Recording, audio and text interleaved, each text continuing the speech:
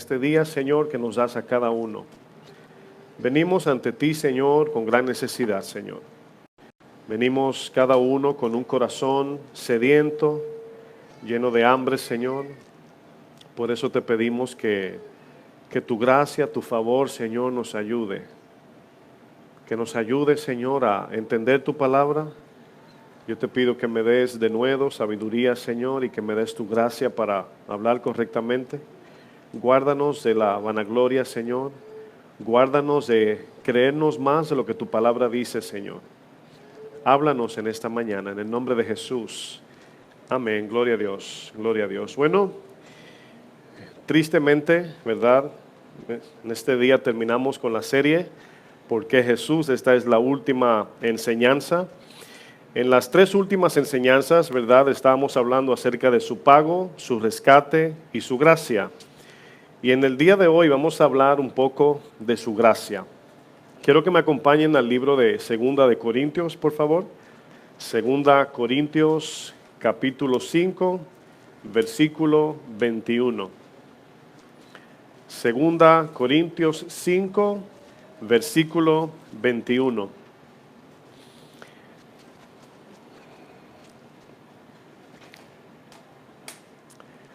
¿Llegaron todos?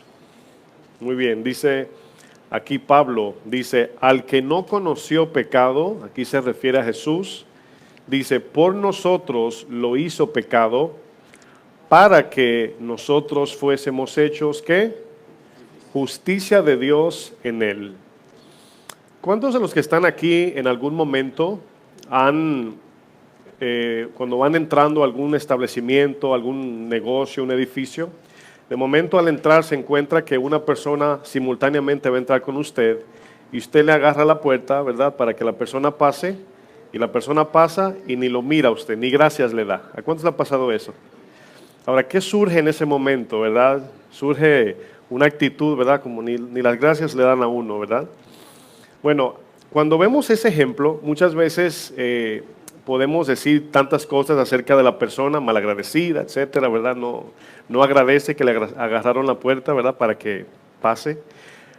Bueno, la actitud de esta persona, una de las razones es que siente que no debe, ¿verdad? Que no necesita tu ayuda. Esa es la idea. Y la mayoría de las veces yo lo veo mucho, ¿verdad?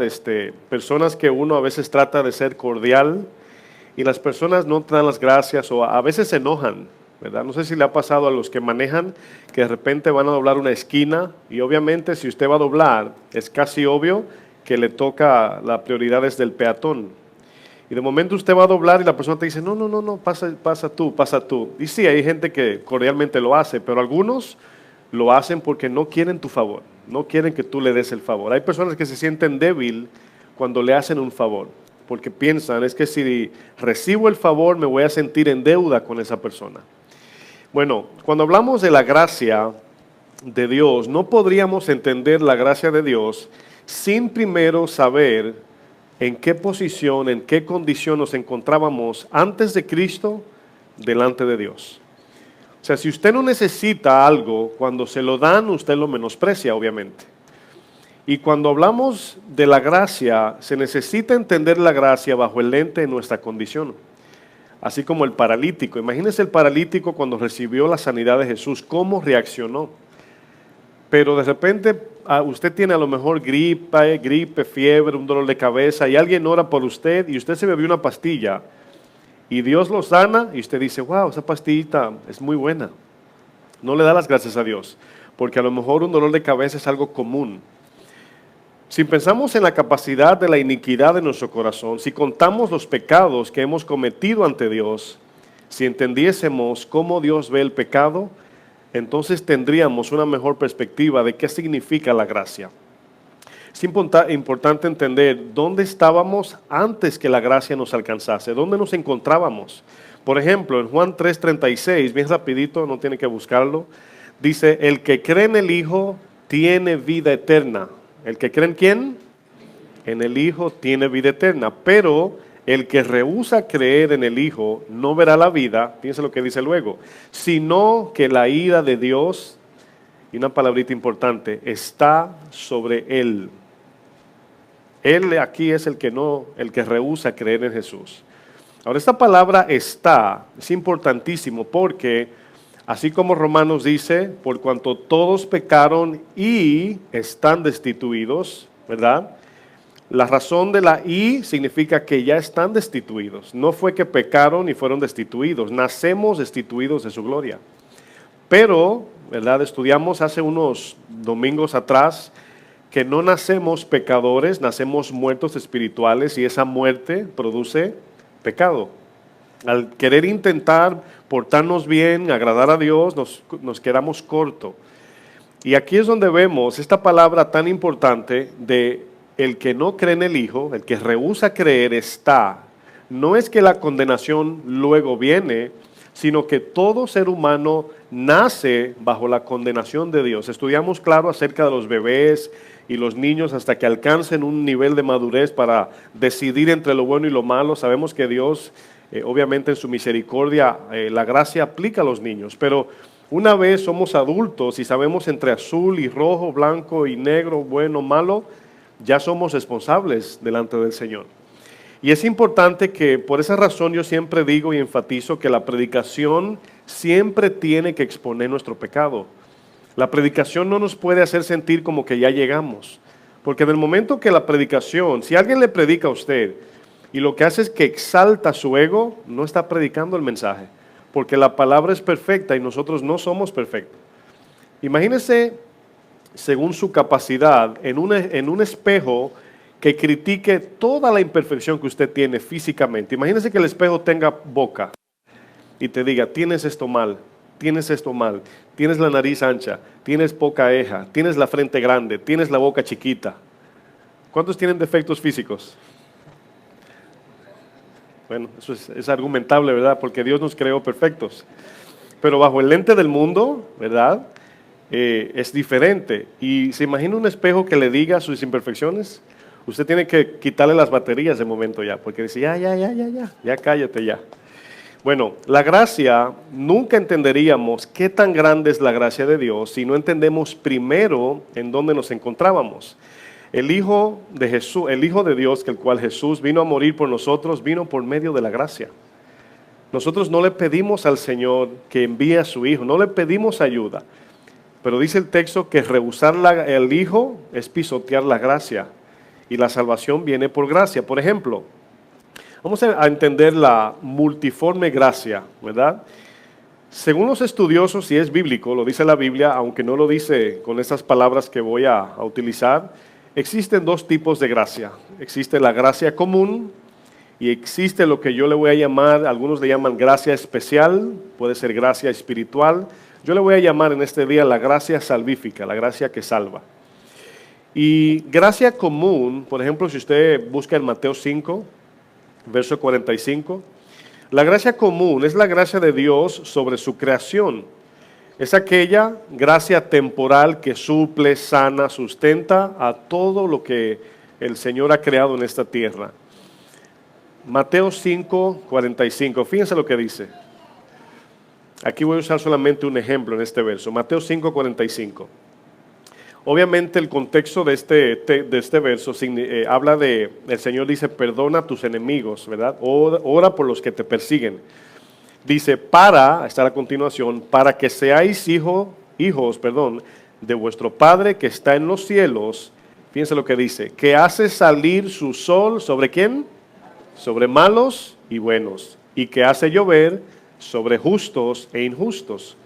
Ahora, ¿se imagina usted que usted va caminando por la calle y sale el sol y solamente se ven rayitos sobre los cristianos? ¿O cuando llueve, solamente llueve para el cristiano? Ahora, obviamente sabemos que no existe eso. El Señor aquí hace una distinción, incluso el contexto tiene que ver que cuando nosotros amamos a nuestros enemigos, la gracia común de Dios conlleva eventualmente al pecador a la salvación. Entonces la gracia común tiene como propósito llevar a la gracia salvífica a los seres humanos. ¿Sí entienden? Entonces el problema muchas veces es que muchos ignoran y confunden la gracia común con la gracia salvífica. Muchos piensan que porque tienen dinero, están en salud, son profesionales o han alcanzado un nivel alto, entre comillas, de este mundo, piensan y dicen, Dios está conmigo. Yo escucho mucha gente que dice, ay, usted no sabe, pastor, lo bueno que Dios ha sido conmigo. Y sí, es obvio, Dios es bueno. Y dice, mire, yo cuando le pido a Dios, Dios me oye. Hace poquito no tenía trabajo y Dios me dio trabajo. ¿Cuántos saben que eso es gracia de Dios? Pero ese no es el medio para saber si estoy bien con Dios. Porque Dios bendice aún a los asesinos. Aún a los ladrones comen todos los días. No le falta comida. Y quiero usar un ejemplo en Salmo 73 para que usted vea cómo el salmista Asaf describe a los paganos del mundo. Fíjense este ejemplo, Salmo 73. Salmo 73, verso 2. Por esa razón es tan peligroso que cuando busquemos de Dios, pongamos primero delante la prioridad de lo terrenal y material. Porque entonces es como decía, hace un tiempo hablaba de un comediante ateo que dice, si Dios es divino, ¿por qué le piden cosas materiales? Decía él y lo decía con mucha sabiduría a pesar de ser ateo. Dice Salmo 73, verso 2, aquí el salmista Asaf, un hombre de Dios, un hombre que vivía en la presencia de Dios, de momento, salió a mirar el mundo. Como quien dice, déjame ver qué pasa en el mundo, a deleitarse en el mundo por un momento. Ahora, fíjense cómo describe Asaf a los paganos de este mundo, ¿verdad? Dice, en cuanto a mí, casi se deslizaron mis pies, casi me aparto del camino de Dios. Dice, por poco resbalaron mis pasos. Y aquí está hablando en el camino de la voluntad de Dios. ¿Por qué se iba, casi resbala? Fíjense lo que dice el 3, un hombre de Dios. Porque tuve envidia de los arrogantes. Si yo les pregunto, ¿qué le causó envidia a Asaf? ¿Qué usted cree que fue? ¿Que eran hombres de Dios? ¿Que no faltaban a la iglesia? ¿Que leían su Biblia? ¿Que eran hombres que respetaban a sus esposas o esposas que amaban a sus esposos? No. Estaba viendo su prosperidad y su vida desenfrenada de este mundo. Dice, porque tuve envidia de los arrogantes. Un hombre humilde de Dios tuvo envidia de los arrogantes. ¿Qué dice luego? Viendo, ¿qué dice?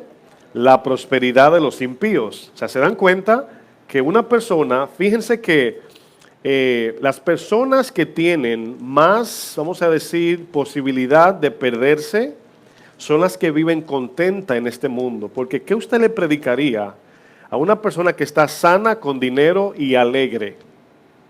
Terrenalmente hablando, ¿qué usted le diría como cristiano? Piensa un momento. Dios te dice, predícale. No está enfermo, no tiene necesidad, ¿qué le vas a decir? Fíjense que por eso es que la cruz es para todos, para el alegre, para el triste, el enfermo y el sano. Y si le predicamos nada más de que Dios te va a sanar, te va a dar, Dios te puede dar, pero no es el evangelio. Dios te puede sanar, te puede prosperar económicamente, puede, pero no es una promesa. La promesa es lo espiritual. Entonces, una persona que está bien, ¿cómo le predicas la gracia de Dios? ¿Gracia para qué? Si estoy bien, te dice. Bueno, ahí está el infierno, hermanos. El que todos no quieren escuchar. Dice, si no te arrepientes, te pierdes. Miren, Santiago lo dice de esta manera. Dice, gloríese el humilde en su exaltación. Al humilde Dios lo exalta. Pero luego dice, y gloríese el rico en su humillación. Al rico Dios tiene que humillarlo y al pobre tiene que exaltarlo. O sea, los dos están en dos extremos y Dios lo trae para que los dos delante del Señor sean iguales. Y aquí nos damos cuenta de lo que dice Asaf. Fíjense lo que dice el verso 5. Al final del 3. Dice, viendo la prosperidad de los impíos, sí, verso 4.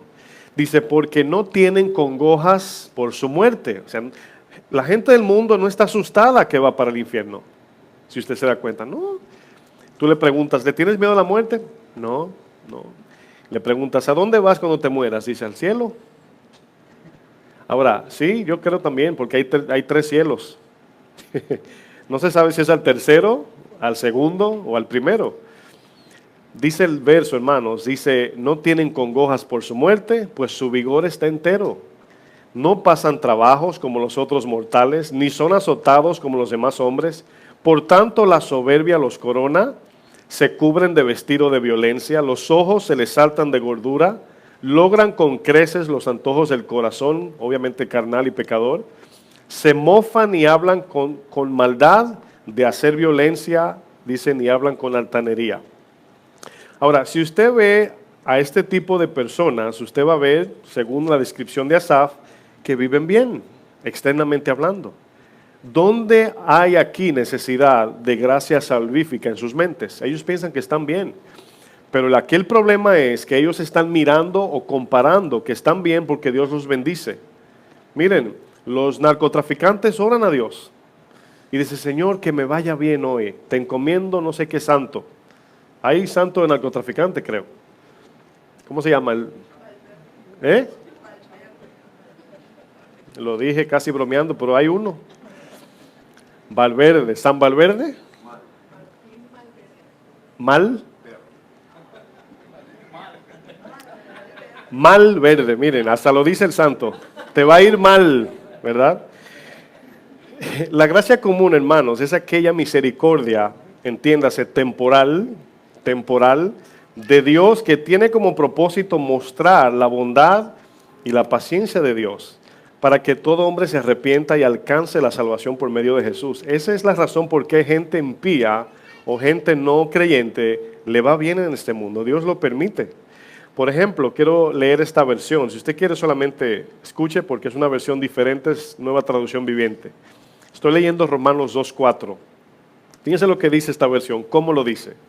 Dice, ¿no te das cuenta de lo bondadoso, tolerante y paciente que es Dios contigo? Dice, ¿acaso eso no significa nada para ti? ¿No ves que la bondad de Dios es para guiarte a que te arrepientas y abandones tu pecado? Esa bondad que está hablando aquí es personas que le va bien estar en descanso. ¿Se imagina que Dios hiera de úlcera a todos los no creyentes? ¿No sería fácil convertirse?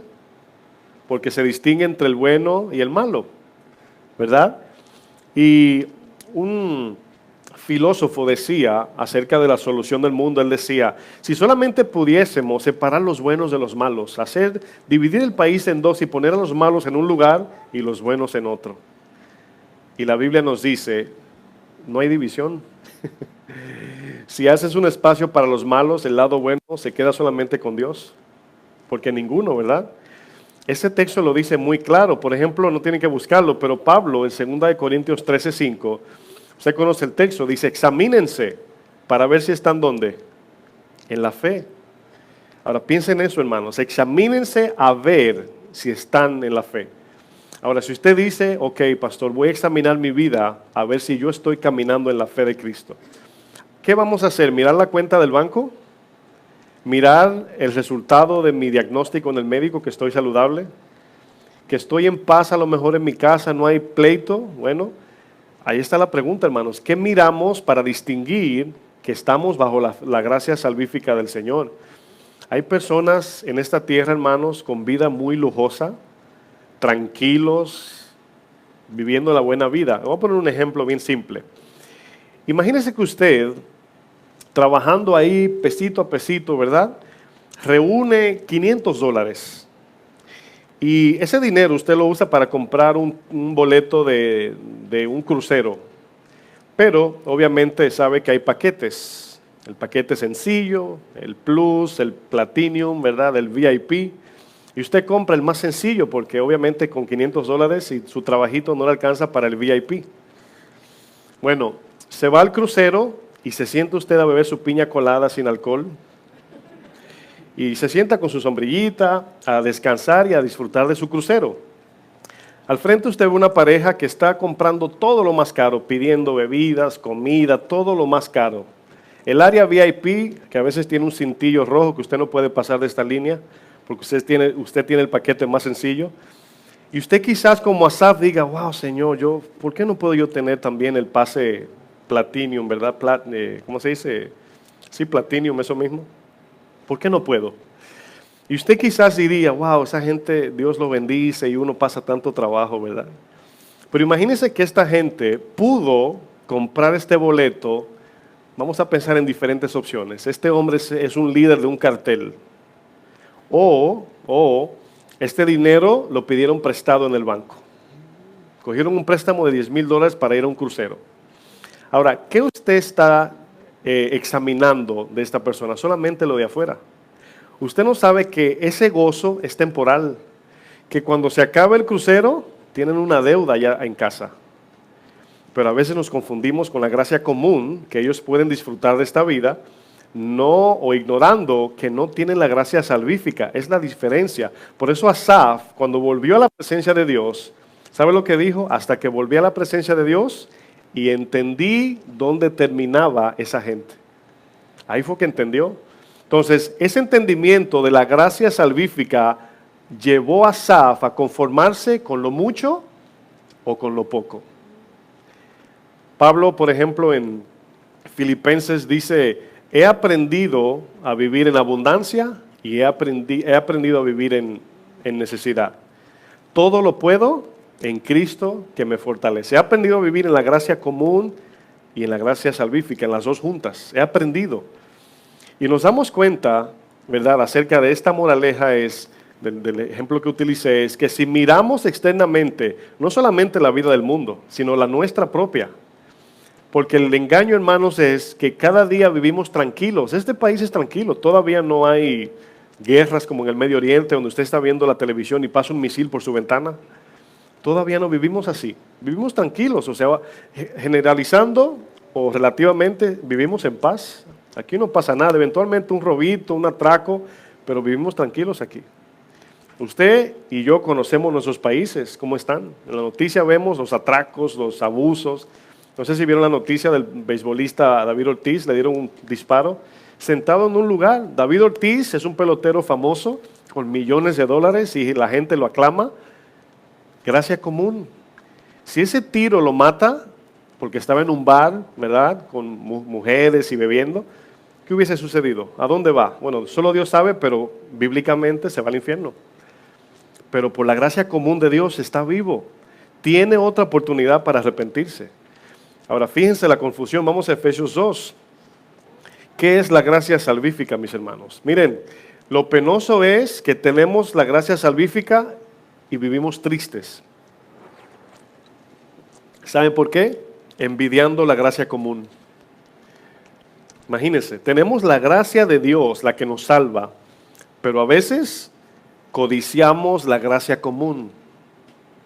Dice la Biblia que eso es un pensamiento de necios, porque yo tengo la gracia que me lleva al cielo eternamente. Y como siempre digo, hermanos, todos tenemos deseos y algunos se cumplirán, la mayoría no. Si usted le hace una lista a Dios de lo que usted quiere, de 100 cosas quizás le dé 5. Y así todos. Miren, aún es rico, se muere sin cumplir sus metas. Porque hay una meta que le ponemos nombre, es cuando alcance esto, ¿verdad? Miren, a mí me gusta el básquetbol. No veo los juegos, pero me gusta ver los reportajes. Y bueno, el equipo que me gustaba era de Golden State, de Oakland, y perdió en las finales. Le ganó Canadá por primera vez en su vida. Y yo me gusta mucho analizar espiritualmente todo. No sé, es algo mío. Bueno, el fin es que cuando veo el muchacho, el equipo que perdió, yo recuerdo antes de ellos ganar su primer campeonato, ¿verdad? Era lo que ellos más querían alcanzar, como vi al equipo que ganó, contentos con el trofeo, celebrando, gloria a Dios. Pero llegará un momento el año que viene donde ese trofeo pasado pasará a la historia y van a comenzar otro año con la misma meta de alcanzar otro trofeo. Y si lo alcanzan, otra vez el otro año. Y por eso Pablo dice, corred de tal manera, no detrás de un trofeo corruptible, sino del trofeo incorruptible, lo cual se consigue con la gracia salvífica, no con la gracia común. De momento, mirando el corazón de nosotros, los seres humanos, uno de los jugadores del equipo contrario se lesionó, o sea, se hirió el tobillo y cayó en el suelo adolorido. Son cosas que cuando usted lo ve, si usted tiene un corazón de carne, como dice Ezequiel, le duele, sea de cualquier equipo. Pero cuando él cayó, el jugador era uno de los mejores y el otro equipo comenzó a aplaudir. ¿Saben por qué? Porque el pecado eso hace, deteriora el ser humano y exalta lo material. El juego se hizo más importante que que este muchacho. Pero cuando entendemos la gracia de Dios, hermanos, miren lo que dice Efesios 2, versículo 4. Efesios 2, verso 4. ¿Están allí? Dice, esta primera palabra es una palabra muy importante de absorberla cuando leemos todo el contexto. ¿Cuál es la primera palabra? Pero. Ese pero, hermanos, tiene un valor que usted no se imagina. ¿Saben por qué? Porque comienza el texto hablando de estábamos muertos en delito y pecado, bajo la corriente de Satanás, camino al infierno. Eso es lo que significa el texto. Y ese pero es nuestro rescate, es la gracia de Dios. Dice, pero estamos perdidos, camino al infierno, camino a la perdición eterna, mis hermanos. Pero, ahí está el pero, importante. Pero Dios, que es rico en misericordia, esto me acuerda la historia de los dos deudores, la gracia del rey que le perdonó la deuda a este hombre, no tenía con qué pagarle. Le perdonó la deuda por pura gracia, ¿verdad? Dice, por su gran amor, y esa palabra por su, ¿saben por qué es importante? Porque todo lo que Dios es, comienza en su amor. Dios es justo 100%, pero con amor. Dios es misericordioso con amor. Es santo con amor. Siempre aplica el amor en todo. Todos los atributos de Dios son al 100%. Si nosotros como seres humanos aplicamos misericordia y justicia, tenemos que bajarle a uno de los dos. Piensa en sus hijos. Si usted ve a su hijo, hay momentos que tienen que ser misericordiosos, pero hay momentos que tienen que ser justos. Ahora, ¿cómo aplicamos los dos? Ahí es donde la palabra tiene sabiduría. ¿Cómo aplicamos el juez, por ejemplo? Dice, ok, no quiero condenar a este hombre por misericordia, es culpable, pero debo cumplir la ley. ¿Qué hago? ¿Saben lo único que puede hacer un juez terrenal? Lo único que puede hacer el juez terrenal es él darse él mismo. Y nadie haría eso, mis hermanos. ¿Qué juez se daría por un criminal? Levante su mano. ¿Alguno? Ninguno. Dios, el juez de toda la tierra, es el único que se dio el rescate por nosotros por gracia. Y este texto dice Dios, Efesios 2:4, pero Dios que es rico, o sea que le sobra la misericordia, por su gran amor con que nos amó. ¿Cómo nos amó el Señor? Luego en el verso 5 hay otra palabra importante. ¿Cuál es? Aún. ¿Por qué dice aún? Bueno, aún significa en la condición que estábamos. Aún siendo pecadores, aún habiendo ofendido a Dios, aún debiéndole a Dios, no nuestra vida es de Él, debiéndole el rompimiento de la ley, la transgresión de la ley, la justicia, hermanos. Hay dos partes aquí que la vamos a ver en un momento. Aún, dice el texto, estando nosotros muertos en pecados, y ahí viene la gracia. ¿Qué dice luego? Nos dio, nos otorgó, nos regaló vida juntamente con Cristo. Y dice en paréntesis su Biblia, ¿cómo dice? Por gracia sois salvos. Por gracia sois salvos. Dice, y juntamente con él, Cristo nos resucitó y asimismo nos hizo sentar en los lugares celestiales. Cuando la Biblia habla de sentarse o pararse, ¿verdad? Habla de mucho, porque cuando Moisés, que tenía las tablas de la ley y le compartió la ley a todos, estaba de pie. En Mateo 5, versículo por ahí, el 1, dice que Jesús subió a dar el sermón al monte y se sentó. Dice, y sentado les enseñaba. Y sentar habla de un reposo del trabajo, de la obra, de la ley.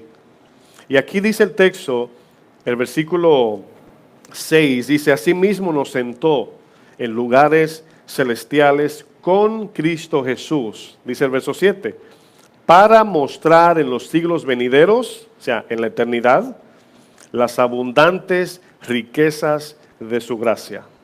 ¿Las abundantes qué? Riquezas de su gracia. Dicen su bondad para con nosotros, y ahí está la palabra importante, en Cristo. Porque por gracia sois salvos. ¿Por qué somos salvados? Por gracia. Bueno, hay iglesias o religiones que dicen que debemos de ir al cielo o vamos es por ser buenos. O que Dios nos va a permitir entrar al cielo porque nos portamos bien o porque hice más bueno que malo. Obviamente el texto es obvio cuando dice por gracia. ¿Cuál es la diferencia, si usted puede por un momento analizar esto, de un hijo que es altivo porque dice yo merezco mi herencia, y otro hijo que dice yo sé que no merezco ni la vida, yo no pedí nacer, pero tengo vida? Pertenezco a esta familia no porque yo lo pedí, sino por gracia. Aquí nací y lo que me dan es ¿por qué? Por gracia. ¿Usted cree que un padre o madre que cría a su hijo, le dé comida, ropa, lo trate con mucho cariño, lo envíe a la universidad, se gradúe y se haga rico en su profesión y le regala a la mamá o al papá 10 millones de dólares, ¿le pagó? No, mis hermanos. Yo recuerdo cuando mi abuelo me corregía, mi frustración era que yo le quería pagar lo que él hizo por mí. Y yo calculaba en mi matemática humana y no me alcanzaba por muchos millones que veía en mí, porque yo decía, o sea, aunque le pague cada plato de comida, aunque le pague la casa como si fuera un hotel, aunque le dé más y que le sobre, no podría pagar, porque cuando él me abrazó como su hijo, siendo nieto, él no lo hizo porque vio que había una herencia mía que él iba a compartir, yo iba a compartir con él. Él me abrazó cuando yo no tenía dónde ir. Esa es la idea de la gracia. Y yo no tengo con qué pagarle a mis abuelos que me criaron, a mi familia, a mis tíos. No tengo. No tengo. Y yo sé que usted tampoco. Muchos dirían, no, yo no me crié con mi papá. Dios no te dejó. Yo no me crié con mi mamá. Yo tampoco. Pero la gracia común de Dios te sustentó para que un día conocieses la gracia salvífica que te lleva al cielo. El verso 8, retomo, dice, porque por gracia soy salvo por medio de la fe. O sea, tienes que creer en la obra de Jesús y luego la gracia se te atribuye. Dice, y esto, o sea, esto significa esta obra salvífica, dice, no es de vosotros, o sea, no es por ustedes. Dice, pues es un don de Dios. ¿Qué es un don? Es un regalo, ¿verdad? Es un regalo. ¿Cómo usted cree que se siente una persona que usted le dan un regalo a usted, ¿verdad? Y usted le dice, mira, pues entonces permíteme ir a comprarte uno a ti también.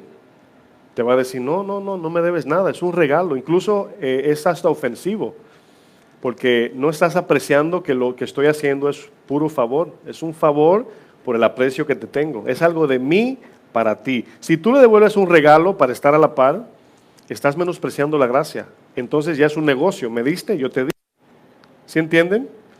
Y la gracia no funciona así. Por ejemplo, Romanos 4, utilizando un ejemplo con Abraham, dice, a Abraham se le contó lo que él hizo por obras, se le contó como justicia porque él lo hizo en su fuerza, o fue la gracia de Dios que lo ayudó.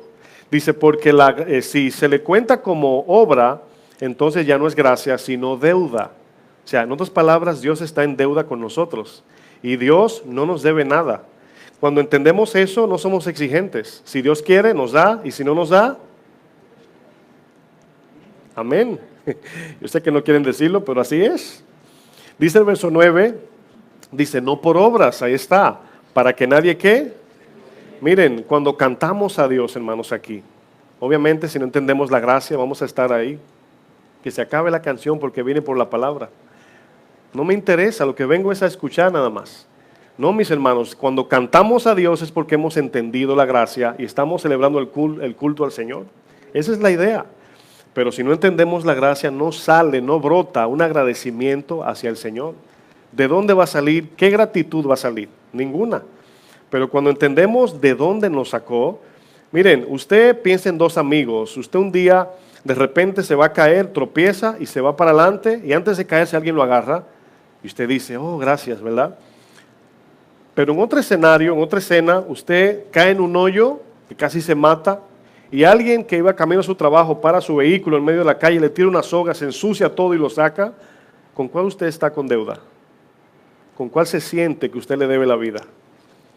¿Con el que no le permitió caer o el que lo sacó del hoyo? Con los dos, pero con uno más. Con uno usted siente que le debe la vida. Y eso transforma tu vida para siempre. O sea, cada vez que tú dices, yo casi me mato y este hombre sin conocerme me sacó. Mientras que el otro, cualquiera te puede dar una manito. Ay, casi me cago. Oh, gracias, muy amable. Pero despojarse como el buen samaritano, ¿se acuerdan? de su vida es gracia. ¿Cómo se levantó al que dejaron por muerto? Con el samaritano, hermanos. Es diferente. Y Jesús le dice al intérprete, haz esto y vivirás. Merecíamos la ira de Dios y Él nos dio su gracia y derramó su ira sobre Jesús. Hermanos, tómese su tiempo, no hoy, claro, pero un día, piense en esto, analícelo, medítelo, tómese un té, jugo, café, pensando en cómo Dios hizo esto. ¿Por qué Dios hizo esto? Esa es la única manera que entenderíamos por qué el camino cristiano tiene sentido, hermanos. Todas las religiones, excepto una, la cristiana, es por obras. Miren, le voy a decir algo. Si usted entra al cielo por obras, ¿verdad? Pensándolo de manera más perfecta, yo no quisiera ver ese cielo, que yo puedo pagar la entrada. Donde hay lugares que usted daría la vida por entrar, y usted dice, no puedo porque es muy cara la entrada. Mientras más cara, más lujosa, ¿sí o no? El cielo, el reino de Dios, si yo puedo entrar con mi taquilla, mi boleto, ¿verdad? ¿Qué estoy esperando del otro lado? Si yo un lugar que yo comportarme bien puedo entrar. Pero cuando el Señor dio a su Hijo como boleto para que entremos, Él se dio para que tú entres. Imagínese el lugar que nos espera en el cielo. ¿Por obras? Por gracia, únicamente. Romanos 3, amados, vamos allá. Por eso es que la palabra, hermanos, tiene que siempre exponer nuestro pecado para que veamos cada vez más y más. Mientras más la palabra nos baja, más entendemos la gracia. Es como el ejemplo de la caída que hice, ¿verdad? Si no estoy en el fondo del pozo, ¿para qué la soga? ¿Te imagina usted por la calle y se va a caer y le tiran una soga? Usted dice, ¿una soga para qué? No me he caído. Pero cuando usted entiende que está en el fondo del pozo, usted dice, no, necesito una soga. Y esa es la gracia de Dios. Usted no clamó, Dios le tiró esa soga, ¿verdad? Fíjense lo que dice este texto. Tengo unas preguntas simplemente para poner su corazón en el lugar correcto. ¿Qué podríamos responderle al juez que dicta sentencia de muerte eterna con nosotros o contra nosotros? ¿Qué le decimos, verdad? Imagínese un jurado en lo terrenal. Este hombre mató 70 personas y está frente al juez. Piensen un momento. ¿Qué le dice este hombre al juez para que el juez tenga misericordia? De antemano sabemos que el juez no va a tener misericordia por lo que este hombre ha hecho. Quiero que usted más o menos se compare con eso para que vean que el juez no ve nada agradable en este hombre para darle un chance, una oportunidad. Nada. Los que ven la televisión en este jurado dicen que lo maten en la cárcel, que lo piquen en pedacitos. ¿Verdad? Eso es lo que humanamente entendemos. Cuando vemos una persona, yo me veo delante del Señor y a veces lo medito, digo, Señor, la pregunta no es qué viste en mí, la pregunta es cómo es que tú, Señor, siendo yo pecador, porque cuando preguntamos qué vio el Señor en mí, nada. ¿Se acuerdan de Moisés? ¿Quién soy yo para hablar con Faraón? ¿Quién es Moisés? Nadie. O sea, la pregunta no era esa, la pregunta es ¿quién es el que te envía? Dile, no le digas Moisés, dile yo soy te envía. O sea, Moisés dice, ¿quién soy yo? Nadie. Yo no te envío porque tú eres alguien, yo te envío porque yo soy y estará contigo. Cuando David va a pelear con Goliat, ¿le ganó por obras o por gracia, por así decir? Dice, yo no vengo con jabalina, espada ni escudos del tamaño de King Kong, yo vengo en el nombre del Señor. Y cuando tira la piedra, él sabe que Dios la va a poner donde va, en la frente, y cayó y le cortó la cabeza a Goliat. Romanos 3:21. Fíjense lo que dice.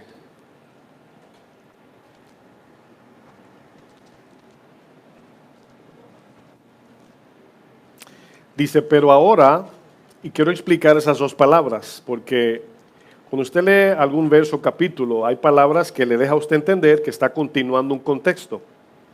Y la palabra pero ahora tiene que ver, según el contexto, el capítulo, si usted mira, pon la mirada en el 10, ahí comienza una profecía de los Salmos. Dice, no hay ni uno bueno, no hay quien busque a Dios. Todos se desviaron, todos se desviaron. No hay nadie que merezca el cielo. Esa es la idea. Y luego dice, la ley vino no para que la cumplamos, sino para que veamos qué tan malos somos. Esa es la idea.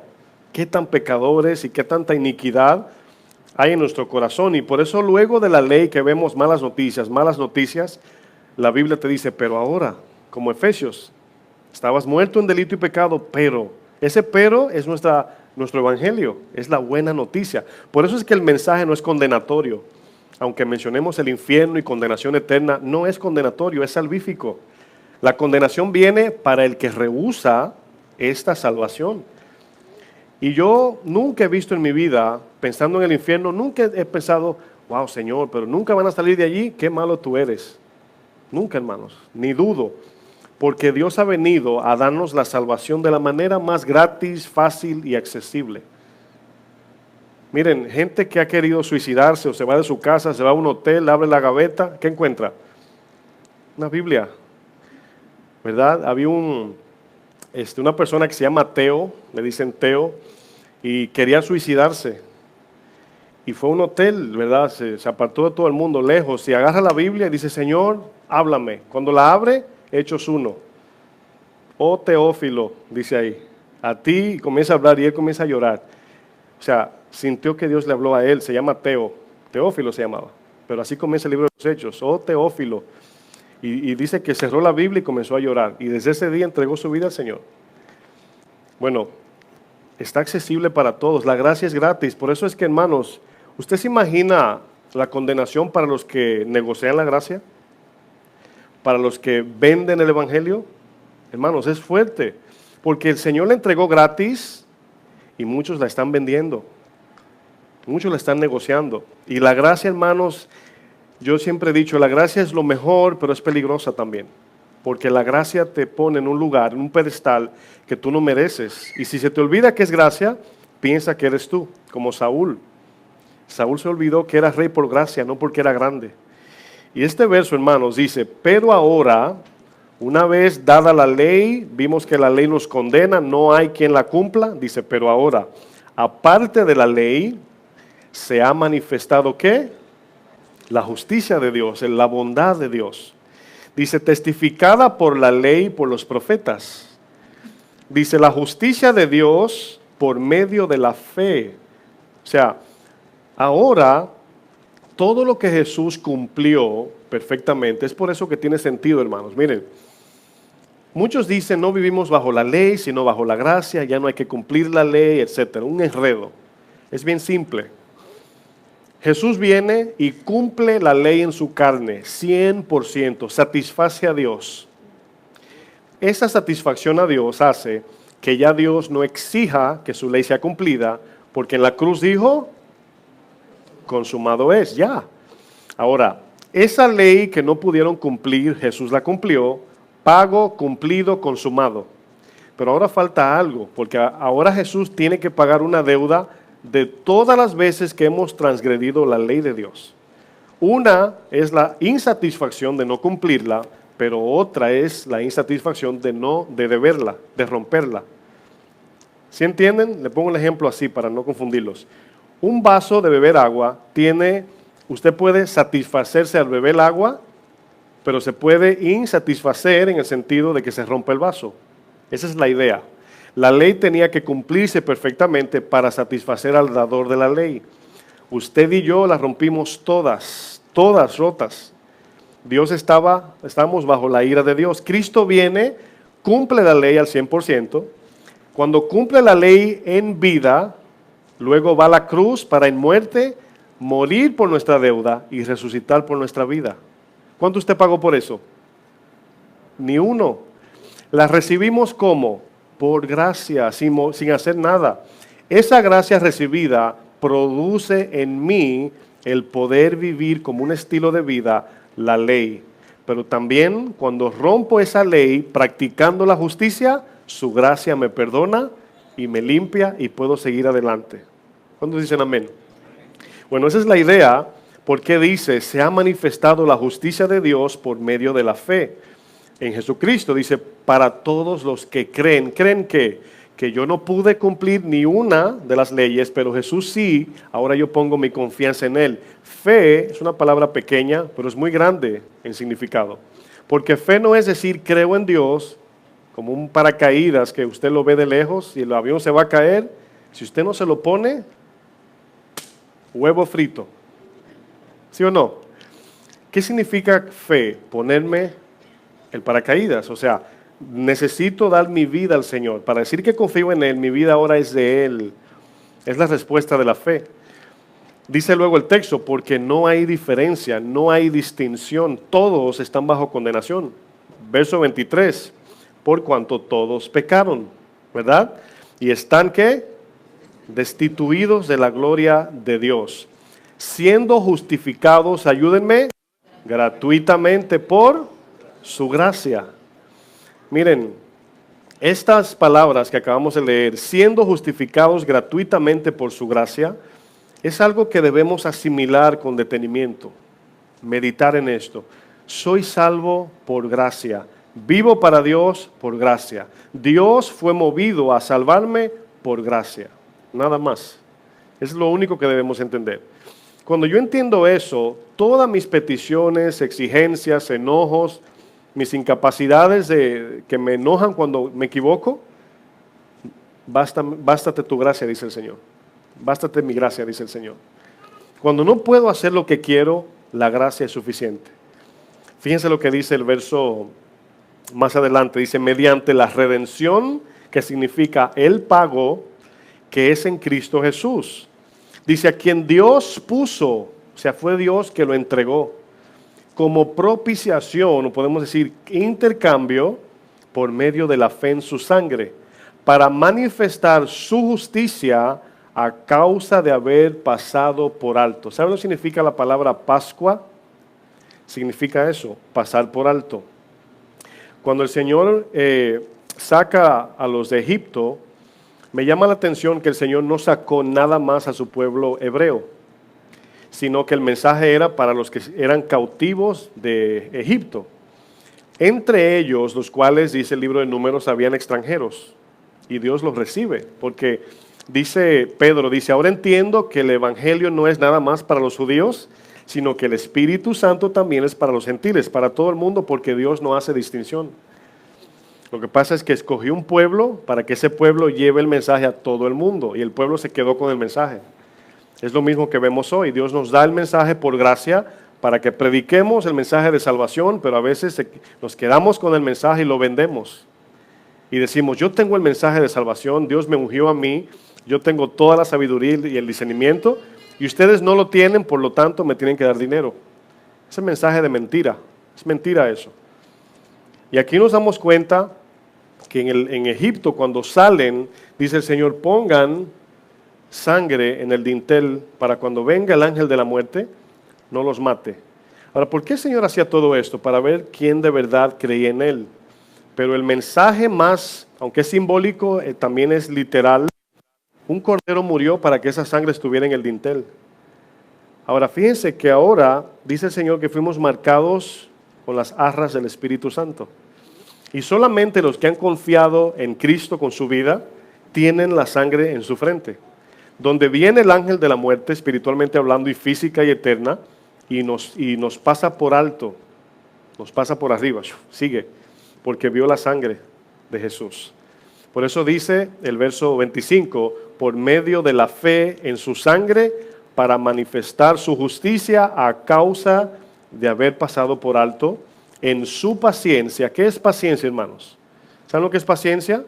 Dios le da tiempo a los hombres para que se arrepienta. En ese tiempo existe la gracia común. La gracia común es comida, ropa, dinero, sanidad física, casa, carro, etcétera, todo lo material y terrenal. Pero toda esa bondad de Dios tiene un propósito, dándole tiempo a los hombres y mujeres para que luego reciban la gracia ¿qué? Salvífica. Ese es el ejemplo. Ahora, lo penoso es que como cristianos, ya teniendo en nuestras manos la gracia salvífica, a veces codiciamos la gracia común, ¿verdad? Teniendo oro, codicio golfir. ¿Se imagina? Usted con un oro de 150 quilates, para así exagerar. Y usted ve, por ejemplo, mi anillo, creo que es de hierro, costó como $40. Y usted dice, ay, quiero un anillo como el pastor. Pues a lo mejor está ungido. Y el suyo, con el suyo yo me compro como 1000 de estos. Los hermanos aquí saben de qué es el anillo, ¿verdad? Lo pueden hasta ver de lejos, saben de joyería. Y usted diga, no, es que yo quiero el anillo del pastor. Y yo te digo, tu anillo cuesta $50,000 y este costó 75, algo así. ¿Cuál quieres? ¿El mío? Yo te lo cambio si quieres. Al final se me acercan y le doy mi anillo ungido, si quieren. Si tienen de oro, con quilate 150. Pero el ejemplo es, hermanos, que tenemos la gracia salvífica, entiéndase, quilate de 150, y codiciamos la gracia común del mundo. Golfiro, hierro, no sé ni de qué material hay, ¿verdad? Este texto, hermanos, fíjense lo que dice el texto al final del 25. Dice, habiendo pasado por alto en su paciencia los pecados pasados, lo que hemos cometido. Pero fíjense lo que dice luego el 26. Y aquí antes de leerlo quiero explicar esto. ¿Qué salvó a los hombres y mujeres del Antiguo Testamento? La ley, la fe, la gracia, ¿qué lo salvó? Bueno, el orden es este. Si usted ve la Biblia, en su contexto general, primero vino la gracia. ¿Cómo sabemos esto? Dice la palabra, y el Cordero fue inmolado desde el principio de la creación. Ahí está el regalo, la gracia. Luego la fe vino en Abraham y la ley en Moisés. Gracia primero, fe segundo, ley tercero. Por gracia recibo la salvación por medio de la fe y por la gracia y la fe cumplo la ley al 100%. ¿Sí entendieron? Ese es el orden, dice el 26, con la mira de manifestar en este tiempo su justicia a fin de que Él, Jesús, sea el justo, no nosotros. Dice, y el que justifica al que es de la fe de Jesús.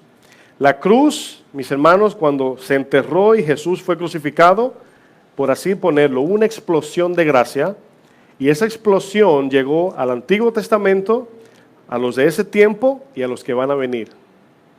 Sobreabundante, ¿qué? Gracia, mis hermanos, lo decía la alabanza. Imagínense en eso, hermanos. Había gente en el Antiguo Testamento que fueron afectados en el buen sentido de la gracia futura. Por eso dice, tenía en la mira, desde el Génesis, ¿qué dijo? Dice a la serpiente, esta te herirá en la cabeza, tú la vas a herir en el carcañal. O sea, ella te va a vencer en la cruz. Desde el Génesis 3:15 dice eso. Ya Dios, cuando le habla a Abraham, le dice, viene una descendencia grande. Dice Gálatas que Abraham no vio a muchos, sino a uno. La fe de Abraham era en Dios. Abraham dijo, bueno, el Señor dijo que voy a tener, ¿verdad?, trillones de descendientes. Y Abraham, siendo un hombre humano pero inteligente, dice, bueno, si yo duro 1000 años, significa 10 generaciones de 100 años. 10 generaciones no me darían ni 10,000 hijos. Y él dice, ¿cómo Dios va a hacer esto? Bueno, la fe te lleva a confiar en el Todopoderoso. Dice, el Señor era el que iba a hacer esto. Dice que hasta de las piedras podía levantar una descendencia. Pero por gracia escogió a Abraham. Por gracia me llamó a mí como pastor. Por gracia lo salvó a usted y a mí. Por gracia llama a usted al servicio. Por gracia podemos servir a Dios. Esa es la gracia del Señor. Y por eso el texto claramente nos enseña, cuando nosotros estábamos bajo condenación y no valíamos nada para Dios, Él dio todo para alcanzarnos a nosotros. Usted no trabajaría 30 años ahorrando dinero y los compraría de plástico reciclable o de basura. Eso está raro.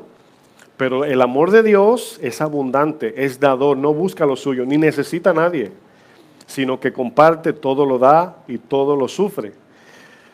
La gracia salvífica, ¿verdad?, es el regalo de la salvación de Dios, que viendo que usted y yo no podíamos ir al cielo, Él tuvo que bajar.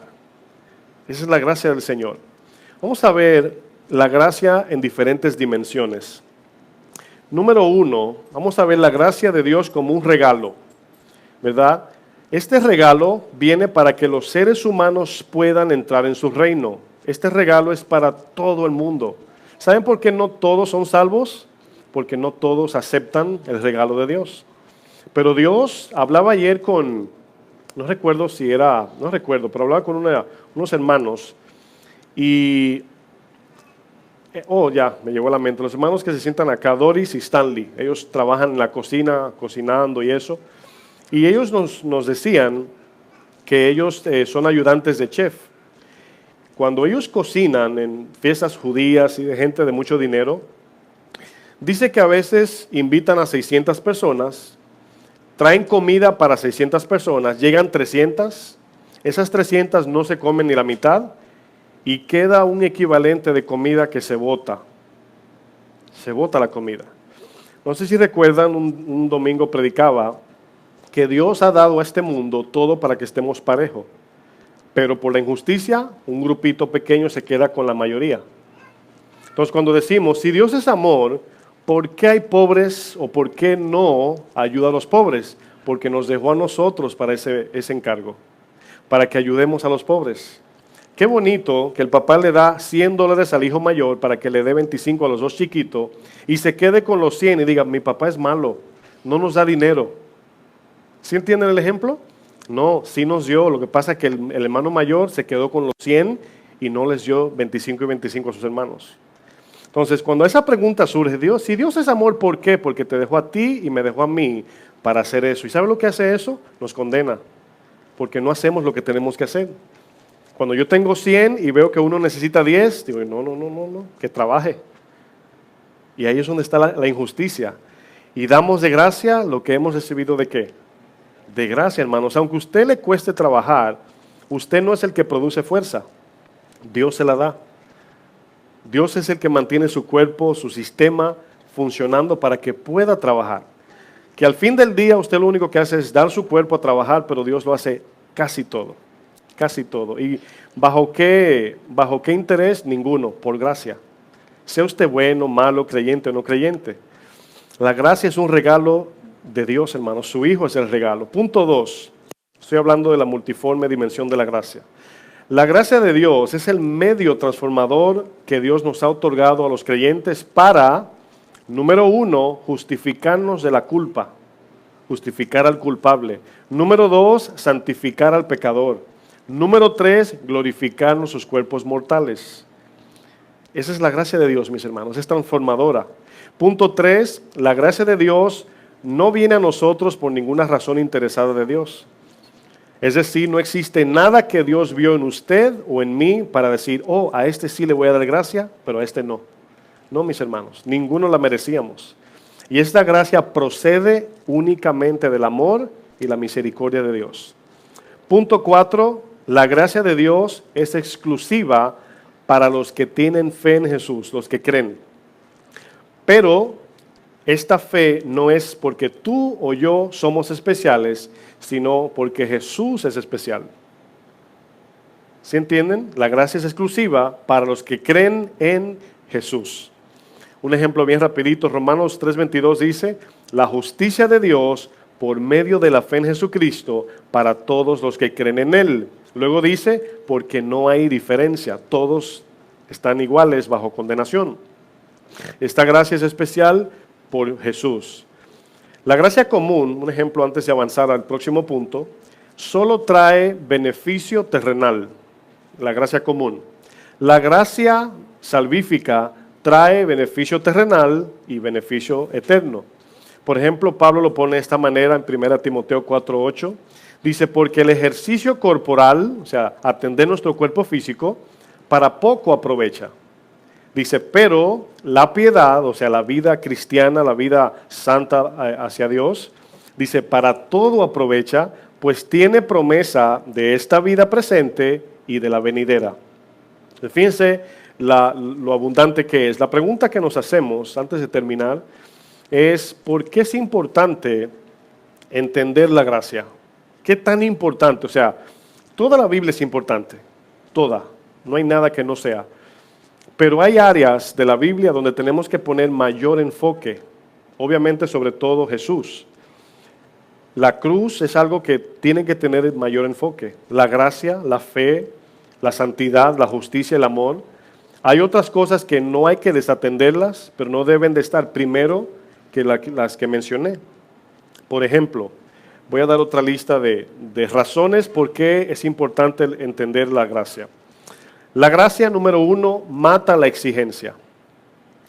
Porque no merecemos la gracia de Dios, sino la condenación de Dios. Cuando usted sabe que merece ser condenado y le dan gracia, usted dice, wow. No sé si usted ha experimentado donde de repente alguien le pide un favor para que usted lo ayude y usted termina el trabajo, ese favor, y al usted irse, la persona le llama y le regala dinero. Y usted lo mira y dice, mira, no lo estaba esperando. Esa es la idea. Pero la actitud es, yo lo hice, mi actitud era en favor. Pero yo veo ese dinero como no merecido porque no me lo gané, porque mi intención era simplemente ayudar. Es una expresión más o menos para entender que recibimos lo que no esperábamos. Al esperar el golpe, cerrando los ojos, recibimos el abrazo de Dios. Número 1, la gracia mata nuestra exigencia. No somos exigentes porque aún lo que tenemos es por gracia. Punto 2, nos hace humildes la gracia. ¿Por qué razón? Bueno, al entender que todo lo que tenemos y podemos lograr es por gracia, eso nos hace humildes. Porque el que se esfuerza por obras es exigente porque exige lo que merece. Pero cada vez que abrimos la boca ante Dios para exigir, entre comillas, claro, solamente oímos condenación, pero si nos humillamos, recibimos gracia. El que se humilla, Dios lo exalta. Dice, Dios resiste al soberbio, pero da mayor gracia a los humildes. Punto 3, la gracia nos hace dependientes de Dios. Al saber que nadie puede recibir nada si no les es dado del cielo, Juan 3:27, obviamente la gracia nos hace estar cerca de Dios, porque Dios es el único que nos puede dar el amor, el gozo, la paz, etcétera, etcétera, todo lo que necesitamos, incluyendo lo material. Punto 4, la gracia nos permite ver nuestra pobreza espiritual. La gracia de Dios nos capacita en todas las cosas que hacemos, en todas, hermanos, es gracia a Dios. Usted y yo podemos actuar y podemos decidir, pero no podemos recargar la vida que tenemos. O sea, es decir, yo no puedo decir, me estoy muriendo y me conecto a un cargador y recibo vida. Nuestro cargador, por así decir, es Dios. Punto 5, la gracia nos permite ver la grandeza y la bondad de Dios. Cuando entendemos que éramos hijos de ira y que cuando Dios nos vio en nuestra debilidad, no derramó su ira, sino su gracia. Y obviamente eso hace que veamos a Dios como un Dios especial, un Dios grande y poderoso, lleno de bondad. Punto 6, la gracia nos permite aceptar nuestra imperfección. Porque cuando usted, que sirve a Dios o vive su vida cristiana, pone en una balanza las veces que le ha fallado y las veces que le ha agradado, el porcentaje es... no hay balance. Entonces, ¿qué hacemos? Dependemos de su gracia. Por tu gracia, Señor, soy lo que soy. Y ahí está la mano de Dios obrando. Punto 7 y último, la gracia motiva nuestra adoración. La gracia motiva nuestra adoración. ¿Por qué razón adoramos a Dios? Obviamente la adoración no es únicamente cantarle, sino vivir para Dios, vivir para Él. Nos damos cuenta que cuando vemos todo lo que Dios ha hecho, contrastando quiénes verdaderamente somos, lo único que debe resultar es vivir para Él. Lo único que debe nacer es, Dios, tú eres mi dueño. Yo vivo conforme a lo que tú digas. Sí fallamos, somos imperfectos, pero en decisión entregamos nuestra vida al Señor. Adorar a Dios es el reflejo de su gracia en nuestras vidas. Esto no nos permite, nos permite postrarnos ante Él, ante aquel que nos otorgó la gracia. Eso es lo que hace que nos postremos.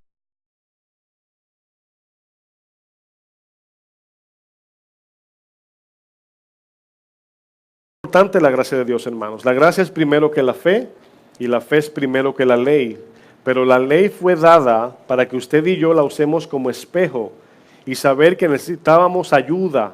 Cuando usted ve la ley, se dice, wow, nadie puede cumplir ni una sola. Y miramos a Dios, decimos, Señor, no puedo. Ahí estamos diciendo, soy pobre en espíritu. Y Dios dice, pero Dios que es rico, ¿en qué? En misericordia, nos salvó por gracia, no por obras, para que nadie se jacte. De modo que el quebrantamiento de la ley es pagada por Jesús en la cruz.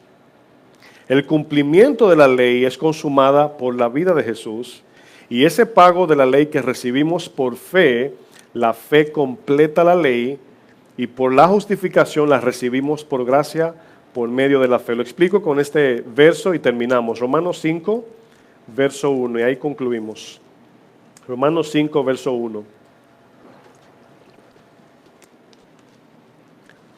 Lo que muchos no entienden es que recibir la gracia implica entregar tu vida para recibir la gracia.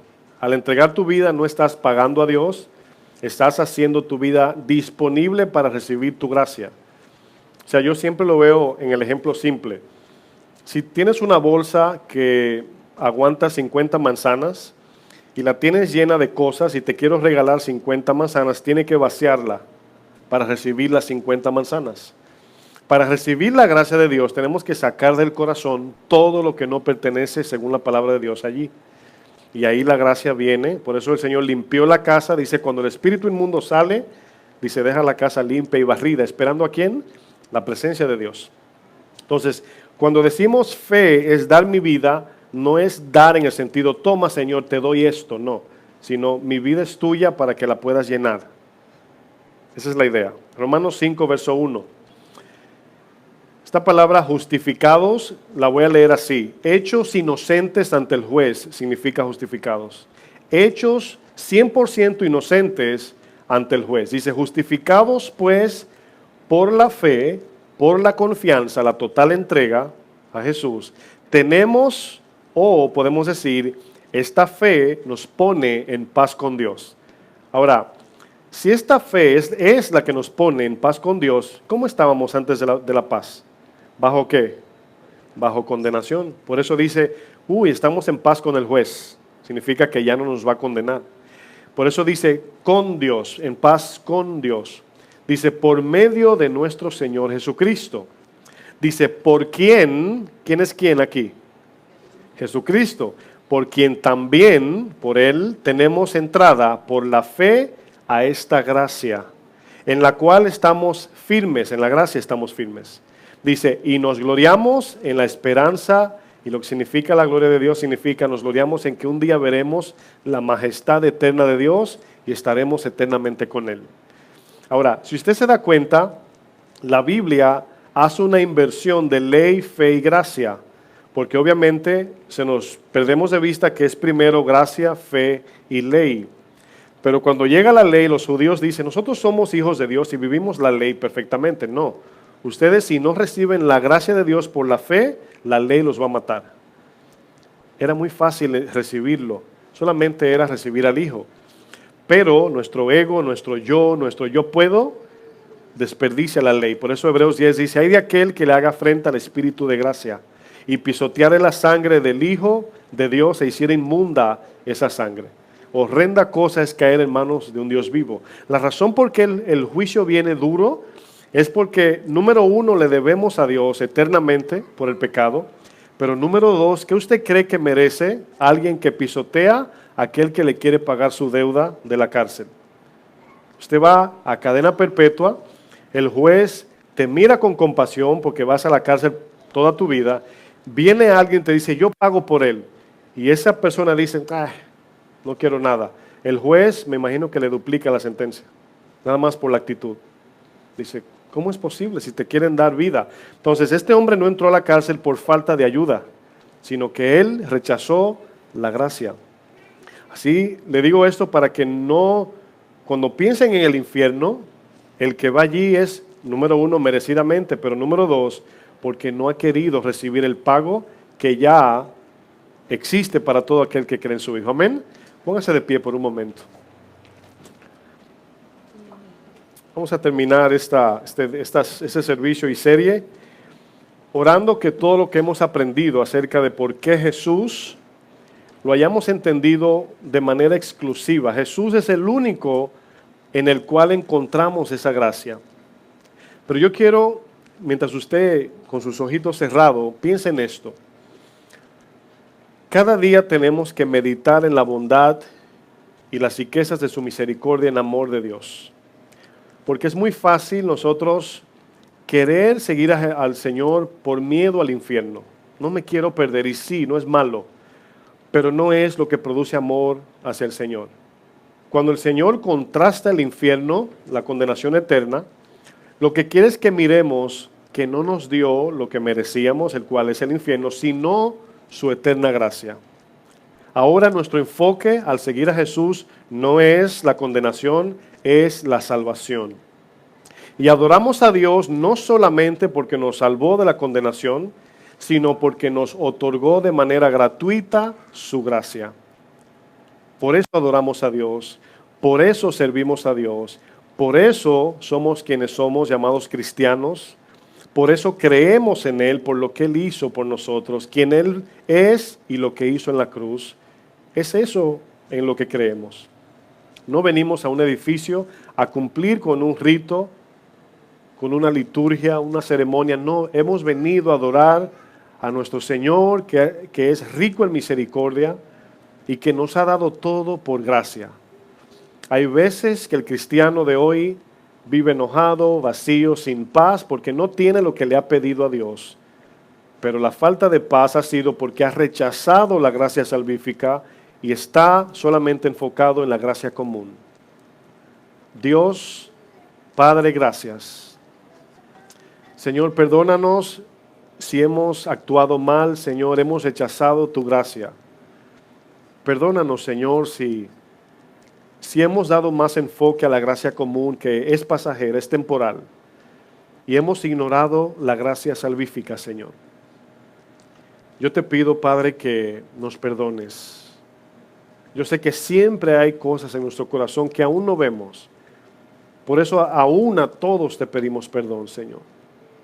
Tu gracia salvífica es más importante, pero a veces damos la vida por la gracia común. Y se nos olvida que esa misma gracia común, la cual nos lleva a desatender tu presencia, viene de ti también, Señor.